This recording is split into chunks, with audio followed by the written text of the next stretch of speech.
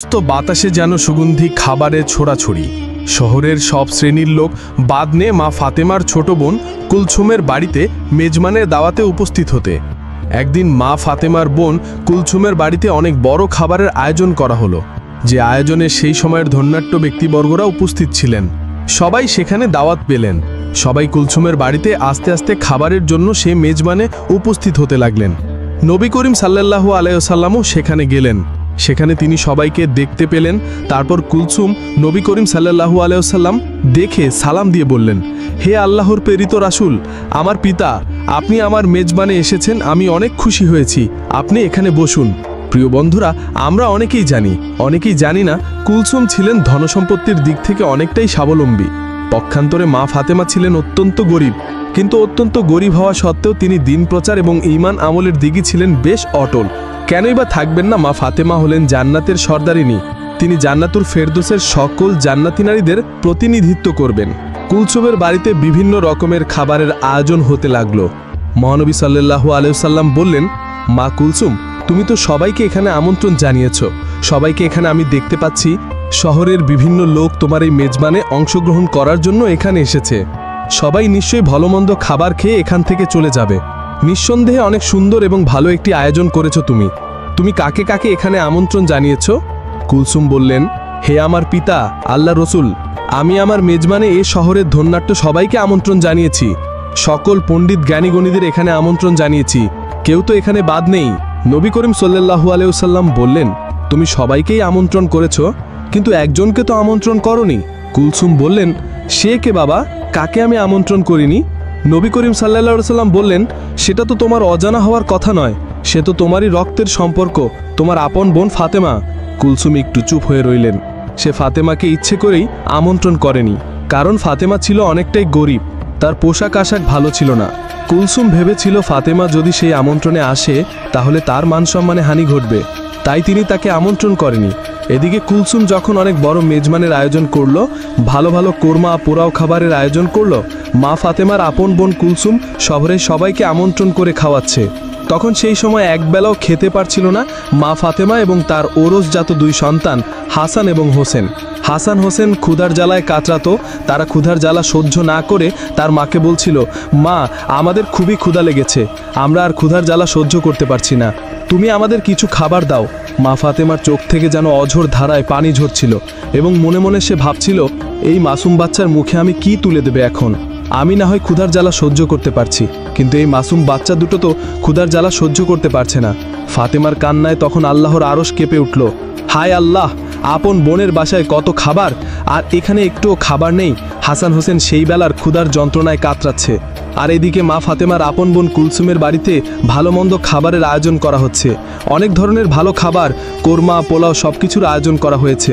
মেজবানে অনেক মানুষ এসেছে, তারা সবাই দাওয়াত পেয়েছে, কিন্তু গরিব বলে মা ফাতেমাকেই দাওয়াত দিল না তার আপন রক্তের বোন কুলছুম। নবী করিম সাল্লাল্লাহু আলাইহি ওয়াসাল্লাম কুলছুমকে ডেকে বললেন, তুমি মা ফাতেমাকে দাওয়াত না দিয়ে ভুল করেছ, সে তোমার আপন বোন। এখানে যেহেতু সবাই এসেছে, তারও আসার প্রয়োজন ছিল, তোমার তাকে আমন্ত্রণ করা উচিত ছিল। কুলছুম নবী করিম সাল্লাল্লাহু আলাইহি ওয়াসাল্লামকে খাবার খেতে বসার জন্য অনুরোধ করলেন এবং সে এড়িয়ে গিয়ে অন্যদিকে চলে গেলেন। সবাই খাবার খেতে আসতে লাগলো, খাবারের চুল্লি থেকে খাবারের ঘ্রাণ উঠতে লাগলো। কুলছুম সবকিছু তদারকি করতে লাগলেন। নবী করিম সাল্লাল্লাহু আলাইহি ওয়াসাল্লাম দুঃখ ভারাক্রান্ত মন নিয়ে দাঁড়িয়ে রইলেন। সে কি করে সেখানে খাবার গ্রহণ করবে? তার সবচেয়ে আদরের মেয়ে মা ফাতেমা তো সেখানে আসেনি, আর তার কলিজার টুকরা দুই নাতি হাসান এবং হোসেন ক্ষুধার জ্বালায় কাতরাচ্ছে। হায় আল্লাহ, এই নিদারুণ অসহায়তা দেখে নবী করিম সাল্লাল্লাহু আলাইহি সাল্লামের মনেও অনেক কষ্ট লাগলো।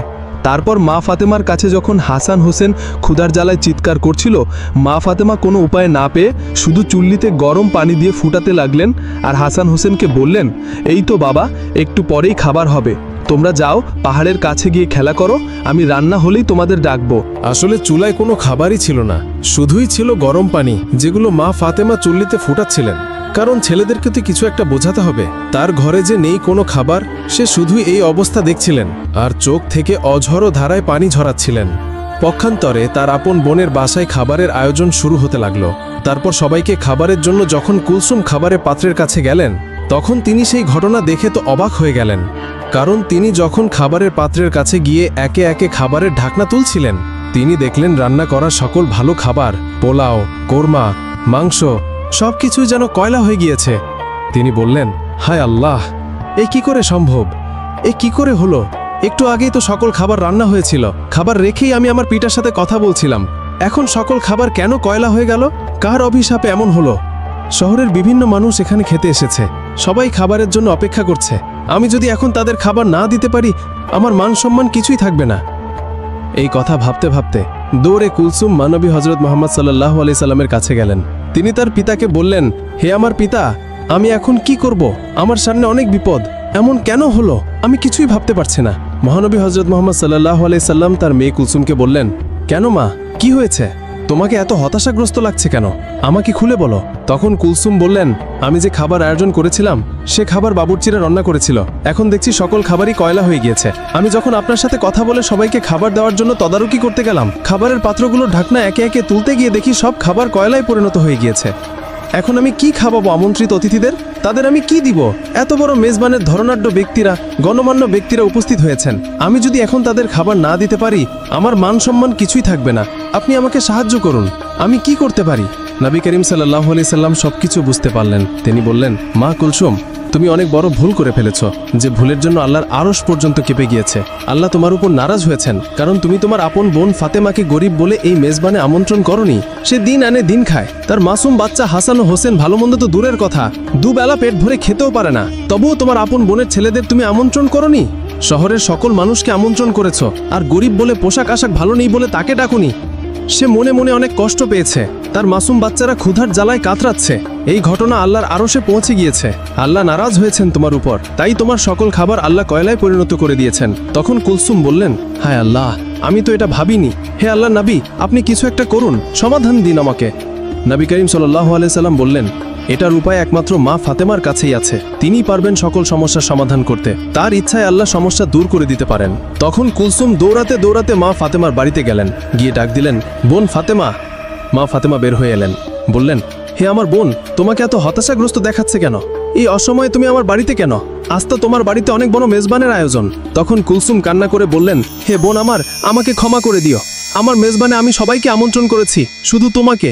গরিব হলে আর ভালো পোশাক আশাক নেই বলে আমি তোমাকে ডাকিনি।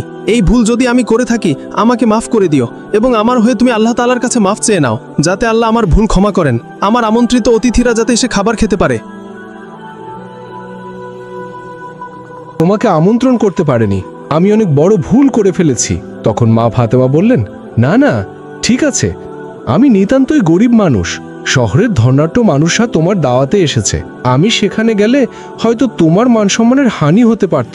এটা আমি বুঝেছি প্রিয় বোন, তোমার প্রতি আমার কোনো অভিমান নেই। তখন কুলসুম বললেন, এখন এইসব কথা বলার সময় নয়, তুমি আমাকে ক্ষমা করে দাও। তোমাকে আমন্ত্রণ করিনি বিধায় মহান রব্বুল আলামিন আমার উপর নারাজ হয়েছেন। আমি যখনই খাবার দিতে যাই, দেখি আমার সকল খাবার কয়লায় পরিণত হয়ে গিয়েছে। তুমি এখনই সেখানে চলো, আমাদের পিতা নবী করিম সাল্লাল্লাহু আলাইহি ওয়াসাল্লাম সেখানে রয়েছেন। হে বোন আমার, তুমি যদি এখন ওখানে উপস্থিত না হও, তাহলে এই সমস্যার সমাধান কখনই হবে না, এবং আমি শহরের কাউকেই খাবার দিতে পারবো না। শহরের সবাই এখন ওখানে উপস্থিত রয়েছে, তাদের কাউকে খাবার দিতে না পারলে তোমার আপন বোন কুলসুমের মান সম্মান থাকবে না। এই কথা শুনে মা ফাতেমা বললেন, ঠিক আছে, আমি তোমার কষ্টের কথা বুঝতে পেরেছি।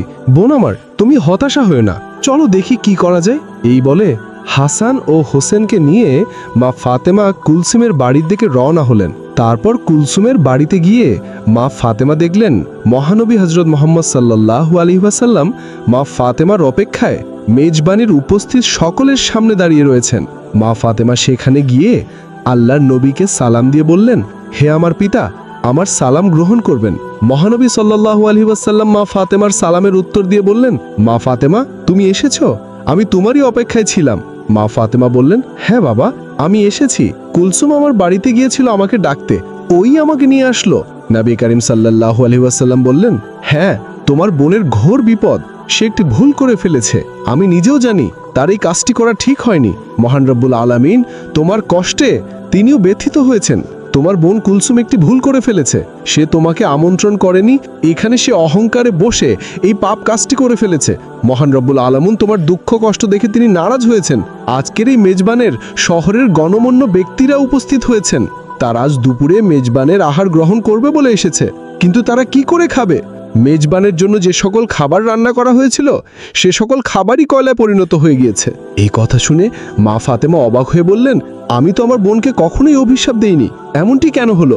মহানবী হযরত মুহাম্মদ সাল্লাল্লাহু আলাইহি ওয়াসাল্লাম তখন বললেন, মা ফাতেমা, তুমি অভিশাপ দেওনি, ঠিক আছে, অভিশাপের প্রয়োজনও পড়েনি, কিন্তু হাসান হোসেনের ক্ষুধার যন্ত্রণা মা হিসেবে তোমার আহাজারি আল্লাহ রাব্বুল আলামিনের আরশকেও কাঁপিয়ে দিয়েছে। তাই এই মেজবানে যে সকল খাবার রান্না করা হয়েছিল তার এই হুকুমে সকল খাবারই কয়লা হয়ে গিয়েছে। এখন তোমার বোন অনেকটাই চিন্তায় পড়ে গেছে। এত সব আমন্ত্রিত অতিথিদের যদি সে খাবার না খাওয়াতে পারে তাহলে তার মান সম্মান থাকবে না। প্রিয় নবী করিম সাল্লাল্লাহু আলাইহি ওয়াসাল্লামকে মা ফাতেমা বললেন, হে আমার পিতা, আমার এখানে কি করণীয় রয়েছে? নবী করিম সাল্লাল্লাহু আলাইহি ওয়াসাল্লাম তখন মা ফাতেমাকে বললেন, যদি তুমি মন থেকে কুলসুমকে ক্ষমা করো এবং আল্লাহর দরবারে দোয়া করো, হয়তো ওই আল্লাহই সব সমস্যার সমাধান করে দেবেন। তখন মা ফাতেমা বললেন, ঠিক আছে বাবা, আমি যাচ্ছি। এই বলে যেখানে খাবার রান্না করা হচ্ছিল, যেখানে সকল খাবার কয়লায় পরিণত হয়ে গিয়েছিল, মা ফাতেমা কুলসুমকে নিয়ে সেই জায়গায় গেলেন। আল্লাহর নাম নিয়ে বিসমিল্লাহ বলে সকল খাবারের পাত্রে কাপড় দিয়ে ঢেকে দিলেন। তারপর আল্লাহর দরবারে মা ফাতেমা দোয়া করলেন। দোয়া করার পর কুলসুমকে বললেন, তুমি খাবারের উপর থেকে এই কাপড়গুলো তোলো। কুলসুম যখন খাবার পাত্রের উপর থেকে কাপড় সরালেন তখন তিনি দেখলেন যে সকল খাবার কয়লায় পরিণত হয়ে গিয়েছিল সেই সকল খাবারই আগের অবস্থায় ফিরে এসেছে। কুলসুম আল্লাহর দরবারে শুকরিয়া করলেন, মা ফাতেমাও আল্লাহর দরবারে শুকরিয়া করলেন। তখন মা ফাতেমা কুলসুমকে বললেন, নাও বোন, তুমি এখন আমন্ত্রিত সকলকে খাবার পরিবেশন করো। কুলসুম ফাতেমাকে ধন্যবাদ দিয়ে বললেন, তুমি আমাকে ক্ষমা করে দিও বোন, অহংকারে বসে অর্থ সম্পদের লোভে আমি অন্ধ হয়ে গিয়েছিলাম। তারপর মা ফাতেমা ও কুলসুম নবী করিম সাল্লাল্লাহু আলাইহি ওয়াসাল্লামের কাছে গেলেন। নবী করিম সাল্লাল্লাহু আলাইহি ওয়াসাল্লাম মা ফাতেমাকে ধন্যবাদ জানিয়ে আল্লাহর দরবারে শুকরিয়া প্রকাশ করলেন। প্রিয় বন্ধুরা, এই ঘটনা দেখে আমাদের সকলের শিক্ষা নেওয়া উচিত। আমাদের মনে যেন কখনোই কারো প্রতি অহংকার না থাকে, সেই দিকে সংযত হওয়া উচিত। তাই নবী করিম সাল্লাল্লাহু আলাইহি ওয়াসাল্লাম কুলসুমকে বারবার তার অহংকার থেকে ফিরে এসে মা ফাতেমাকে দাওয়াত দেওয়ার কথা বলেছেন। আমরা যেন সকলে মহানবী সাল্লাল্লাহু আলাইহি ওয়াসাল্লামের দেখানো পথে চলতে পারি। আমাদের আল্লাহ সেই তৌফিক দান করুক। তো বন্ধুরা, আজকের মতন এই পর্যন্তই।